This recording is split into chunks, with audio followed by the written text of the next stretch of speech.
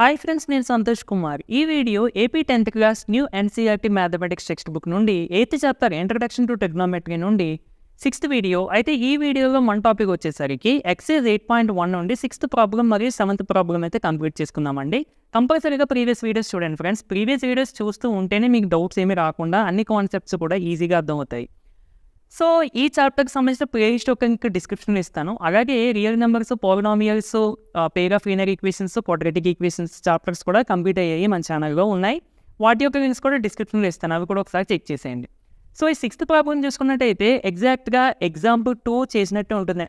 If angle A and angle B are acute angles అంటే 90 degrees కన్నా తక్కువ అని అర్థం.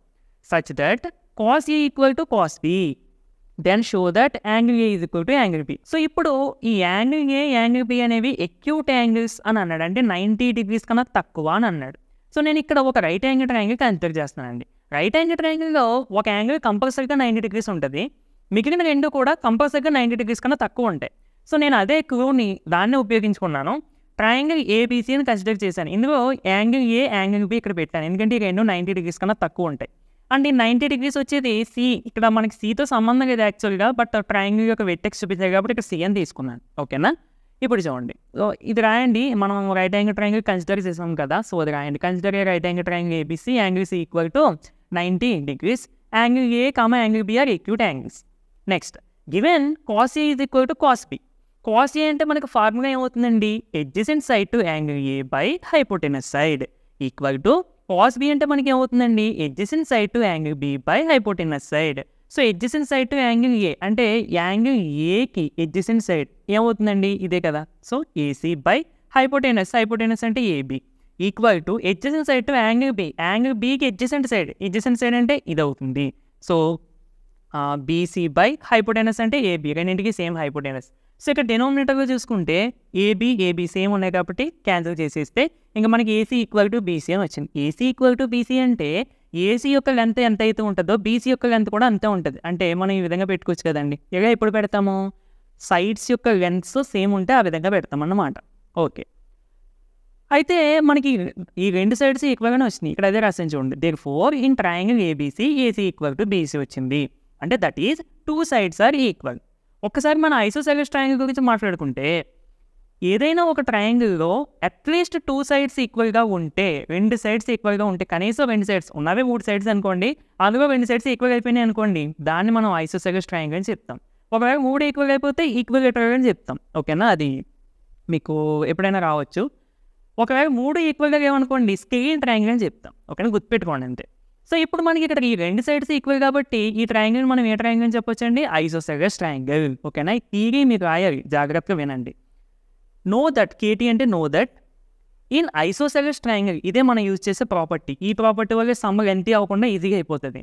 సో ఏంటంటే అది in isosceles triangle angles opposite to the equal sides are equal. అంటే ఇప్పుడు ఇక్కడ చెప్పింది ఏంటంటే ఈక్వల్ సైడ్స్ ఉన్నాయి కదా, ఈ ఈక్వల్ సైడ్స్కి ఆపోజిట్గా ఉన్న యాంగిల్స్ కూడా సమానంగా ఉంటాయంట. అంటే ఇప్పుడు ఇది ఈక్వల్, ఇప్పుడు ఈ సైడ్కి ఆపోజిట్గా ఉన్న యాంగిల్ ఏదండి, ఇది. అలాగే ఇది కూడా ఈక్వల్, ఇది రెండు ఈక్వల్ కాబట్టి ఈ సైడ్కి ఆపోజిట్గా ఉన్న యాంగిల్ ఏంటండి, ఇది. అంటే ఈ రెండు కూడా ఈక్వల్గా ఉంటాయి. Therefore angle is equal to angle B. ఓకేనా ఫ్రెండ్స్? సో నీట్గా నోట్ చేసుకోండి, కంపల్సరీ పాయింట్స్ రాయకండి, రాయకపోతే ప్రూఫ్ కరెక్ట్ కాదు. సో అందుకని నీట్గా రాయండి కంపల్సరీగా. కొంచెం ఎగ్జామ్కి ఇచ్చినప్పుడు కొంచెం పెద్దగా ఇచ్చినట్టు రాయండి. ఇది మ్యాక్సిమం 4 marks ఇస్తారు మీకు. మరి 4 marks ఇచ్చారంటే కొంచెం డయాగ్రామ్ అయితే కొంచెం పెద్దది వేసి కొంచెం సెపరేట్ కొంచెం పెద్ద అక్షరాలతో రాస్తే ఫుల్ మార్క్స్ పడతాయి. ఓకే ఫ్రెండ్స్, మనకి 7th ప్రాబ్లం చాలా ఇంపార్టెంట్ అండి ఇది. If cot θ is equal to 7/8 evaluate అని చెప్పి మనకి 2 questions అయితే ఇచ్చారు. ఫస్ట్లీ ఇలా ఒక ట్రిగ్నోమెట్రిక్ రేషియో ఇచ్చి రిమైనింగ్ వాల్యూస్ అడిగినప్పుడు మొత్తం ట్రయాంగిల్ ఇవన్నీ కూడా మనమే కన్సిడర్ చేసుకోవాలి. మనం మెయిన్ యాంగిల్గా దేన్ని కన్సిడర్ చేయండి, ఇక్కడ ఇచ్చిన థీటాని. అంటే ఈ థీటాతో మనం ఒక రైట్ యాంగిల్ ట్రయాంగిల్ కన్సిడర్ చేసుకోవాలి. సో నేను ఇక్కడ ఏం కన్సిడర్ చేస్తానంటే ఏబీసీ అనే ఒక రైట్ యాంగిల్ ట్రయాంగిల్ కన్సిడర్ చేస్తానండి. బీ దగ్గర 90 degrees పెట్టుకున్నాను. ఇప్పుడు థీటా అంటే మనం ఇక్కడ కానీ తీసుకోవాలి. నేను సింపుల్గా ఇక్కడ తీసేసుకున్నాను ఏ దగ్గర. Consider triangle ABC, angle be equal to 90 degrees and angle A is equal to theta అని తీసుకున్నాను. ఓకే, ఇప్పుడు cot θ ఈజ్ ఈక్వల్ టు 7/8. అయితే మీకు డౌట్ రావచ్చు, ఇక్కడ ఎలా మనం ట్రయాంగిల్ కన్సిడర్ చేయాల్సిన అవసరం ఏముంది అని.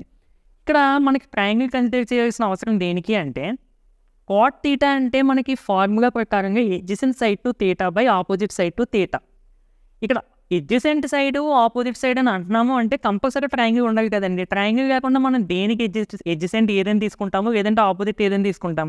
అందుకనే మనము ఒక ట్రయాంగిల్ని కన్సిడర్ చేసుకుంటాం. ఆల్రెడీ ఇదే ఎక్సైజ్గా మనం ప్రాబ్లమ్స్ చేసాం, చాలా ప్రాబ్లమ్స్. సో అందుకని ఏంటంటే ఇలా ఒక ట్రిగ్నోమెట్రిక్ రేషియో ఇచ్చినప్పుడు మనం ట్రయాంగిల్ కన్సిడర్ చేసుకోవాలి. Okay, so cot theta is equal to 7/8 అని ఇచ్చారండి. కాట్ థీటా అంటే మనకి ఫార్ములా ప్రకారం ఏమవుతుంది, adjacent side to theta by opposite side to theta that equal to 7/8. ఇలా రేషియో ఇచ్చినప్పుడు ఇండివిజువల్గా వాల్యూస్ తీసుకునేటప్పుడు ఏం చేయమని చెప్పాను, ఒక ఆల్ఫాబెట్ సేమ్ ఆల్ఫాబెట్తో ఇంటూ చేసి తీసుకోండి అని చెప్పాను. అంటే ఏం లేదు, adjacent side to theta equal to 7K units. Units అంటే సెంటీమీటర్స్ అవ్వచ్చు, మీటర్స్ అవ్వచ్చు, ఏదైనా అవ్వచ్చు. ఇక్కడ మన క్వశ్చన్ ఏమి ఇవ్వలేదు కాబట్టి యూనిట్స్ అని పెట్టాను.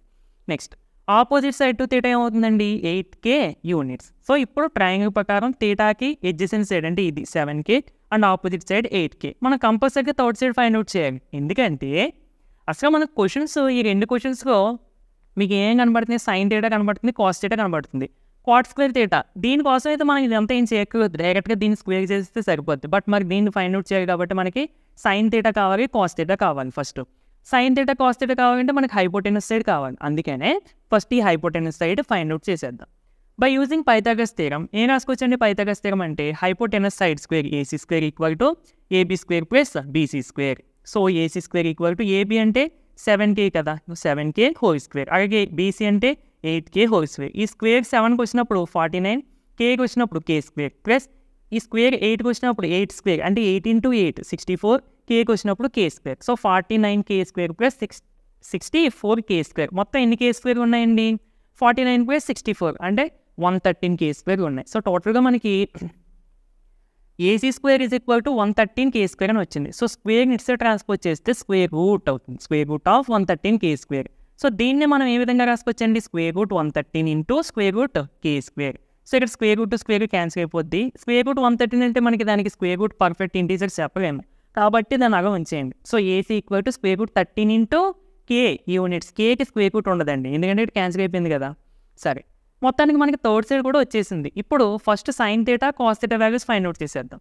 సైన్ థీటా అంటే మనకి ఫార్ములా అవుతుందండి opposite side to theta by hypotenuse side. Opposite side to theta అంటే థీటాకి ఆపోజిట్ సైడ్ BC అంటే 8K బై హైపోటెనస్. హైపోటెనస్ అంటే AC. AC అంటే ఎంత వచ్చిందని మనకి square root 113K. So K cancel 8 by square root 113. Sine theta అంటే answer వచ్చేసింది. Next cos theta అంటే ఏమవుతుందండి, ఎడ్జసెంట్ సైడ్ టు థీటా. థీటాకి ఎడ్జసెంట్ సైడ్ ఇది థీటా, దీనికి ఎడ్జసెంట్ సైడ్ అంటే పక్కది. పక్క అంటే ఇది కూడా దాని పక్కనే ఉంది కదా అని అనుకోవచ్చు. ఇది హైపోటెనస్ అని ఆల్రెడీ నేను ఇచ్చేసుకున్నాను కాబట్టి ఇంక ఇది అవ్వాలి adjacent side. So adjacent side to theta అంటే 7K బై హైపోటెనస్ అంటే AC అంటే స్క్వేర్ రూట్ 113 ఇంటూ K. టోటల్గా మనకి K క్యాన్సిల్ అయిపోయి 7 బై స్క్వేర్ రూట్ 13 వస్తుంది, స్క్వేర్ రూట్ 113 వస్తుంది. So sine theta cos theta మనకి వాల్యూస్ వచ్చేసినాయి కాబట్టి ఇప్పుడు మనం అడిగిన వాల్యూ ఫైండ్ అవుట్ చేద్దాం. ఓకేనా, ఇక్కడ వర్క్ నీట్గా నోట్ చేసుకోండి. ఫస్ట్ ఇక్కడ నుంచి ఇక్కడ నోట్ చేసుకోండి, దీని తర్వాత దీని కింద ఇది నోట్ చేసుకోండి. ఓకేనా అండి, సరే. నా ఇంక ఇది అవసరం లేదు కదా ట్రయాంగిల్. ఫస్ట్ చూసేద్దాం.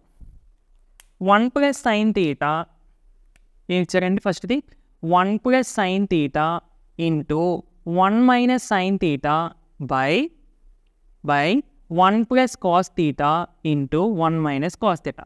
ఇక్కడ డైరెక్ట్గా ఈ వాల్యూస్ తీసుకెళ్ళి ఇందులో సబ్స్టిట్యూట్ చేసేసే ముందు ఇది ఇంకా సింప్లిఫై అవుతుంది. ఒకసారి చూడండి, న్యూమరేటర్ ఏ ఫామ్గా ఉందండి, 1 plus sine theta into 1 minus sine theta.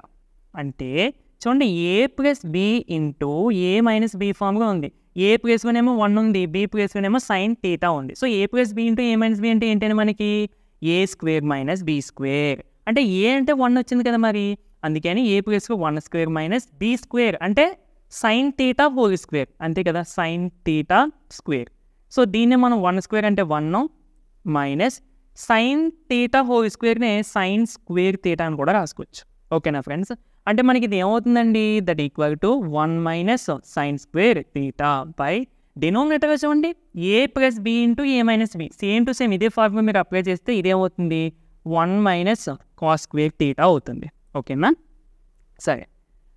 ఇప్పుడు సబ్స్టిట్యూషన్ చేసేద్దాం. 1 మైనస్ సైన్ స్క్వేర్ థీటా అంటే సైన్ థీటాని స్క్వేర్ చేసేమని అర్థం. అంటే 8 by square root 113 whole square by 1 minus cos square theta అంటే కాస్ థీటాని స్క్వేర్ చేయాలి. ఏమవుతుందండి 7/√113 whole square.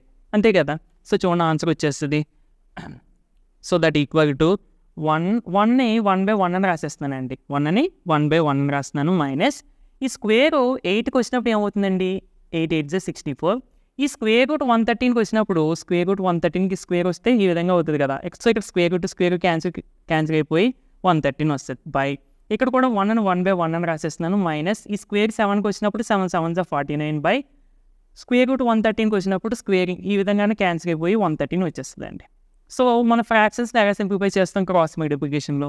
1 × 113 113 minus 1 × 64 64 by 1 × 113 113 by ఇక్కడ కూడా 1 × 113 113 మైనస్ 1 × 49 49 బై 1 × 113 113. ఓకేనా. సో ఇక్కడ చూడండి న్యూమరేటర్లో ఉన్న ఫ్రాక్షన్లోని డినామినేటర్లో 113 ఉంది. సో ఇదంతా ఒక ఫ్రాక్షన్ కదండి. ఇందులో కూడా ఇక్కడ డినామినేటర్లో 113 ఉంది. ఇక్కడ డినామినేటర్లో ఉన్న అగైన్ మళ్ళీ ఫ్రాక్షన్లో ఉన్న డినామినేటర్లో కూడా 113 ఉంది. సో ఇలా ఉన్నప్పుడు మీరు క్యాన్సిలేషన్ చేసుకోవచ్చు. సో 113 - 64 అంటే 49, 113 - 49 అంటే 64. అది వచ్చింది కదా. ఓకే. సో టోటల్గా ఫస్ట్ దాని వాల్యూ ఎంత వచ్చిందని మనకి 49/64. ఇక సెకండ్ దానికి వచ్చేస్తే కాట్ స్క్వేర్ థీటా అని అడిగారు. కాట్ స్క్వేర్ థీటా అంటే ఏంటి అర్థం? కాట్ థీటా హోల్ స్క్వేర్ అని అర్థం. ఓకేనా. సో కాట్ థీటా అంటే మన క్వశ్చన్లోనే ఇచ్చేసారు ఎంత 7/8 హోల్ స్క్వేర్.